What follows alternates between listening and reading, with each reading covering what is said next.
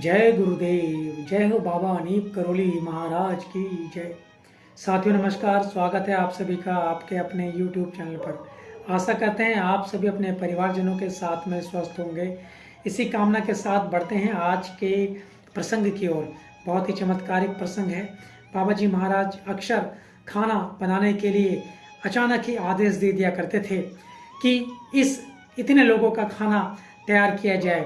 यह बात सुनकर उनके भक्त एक बार तो सोचते कि यहाँ पर व्यक्ति हैं 10 और महाराज जी दे रहे हैं आदेश 15 व्यक्ति का खाने का, 20 व्यक्ति के खाने का, क्या करना है। परंतु यह जो बाबा जी महाराज की बातें हुआ करती थी वह सार्थक हो जाया करती थी।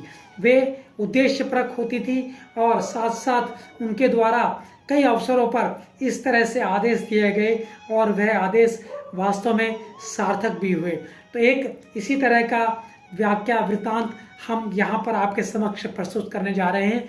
आशा करते हैं आपको यह प्रसंग अत्यंत ही पसंद आएगा। तो आगे आप इसे प्रेषित अवश्य करें ताकि ज़्यादा से ज़्यादा भक्तगण महाराज जी की लीलाओं का आनंद ले सकें। तो बढ़ते हैं आज के इस अद्भुत क्रमांक की ओर। एक दिन की बात है, महाराज जी लगभग 10 बजे के आसपास अपनी गाड़ी से निकले और गाड़ी से महाराज जी बरेली के डॉक्टर A.D. भंडारी के घर पर जाने के लिए तैयार हुए। जब वह लगभग 10 बजे के आसपास पहुंचे तो वहां से वह गाड़ी से उतरकर कुछ भक्तों के साथ भंडारी जी की तरफ चल दिए। भंडारी जी ने उन सबको महाराज जी समेत सभी व्यक्तियों को, भक्तों को भोजन कराया और भोजन करने के पश्चात बाबा जी महाराज ने कहा खाने की मेज साफ करो और 7 आदमियों के लिए फिर खाना तैयार करो।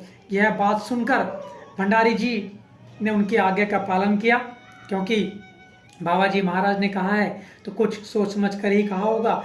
भंडारी के परिवार के लोग अतिथियों के आगमन की प्रतीक्षा करने लगे और साथ साथ वह भोजन भी तैयार करने लगे। लगभग शाम होने से पूर्व लखनऊ से श्री प्रेमलाल जी स्वपरिवार वहां पहुंच गए। इस बारे में ना तो भंडारी जी को पहले से सूचना थी और ना ही जी महाराज जी जानते थे कि वहां पर ये लोग पहुंचने वाले हैं। उन लोगों ने जब बाबा जी महाराज को वहां पर देखा तो वह आश्चर्यचकित हुए और साथ साथ उन्हें प्रसन्नता भी हुई यह जानकर कि उन लोगों के लिए भी बाबा ने भोजन तैयार कराया था। वे बाबा जी के अपनत्व के प्रति द्रवीभूत हो गए। इस तरह से बाबा जी महाराज पहले से ही जान जाया करते थे, क्योंकि बाबा जी महाराज स्वयं सिद्ध प्राप्त थे। इस तरह से बाबा जी महाराज की लीलाएं जो है अपने आप में चमत्कारिक लीलाएं हुआ करती हैं। तो आशा करते हैं आपको आज का ये प्रसंग अत्यंत ही पसंद आया होगा।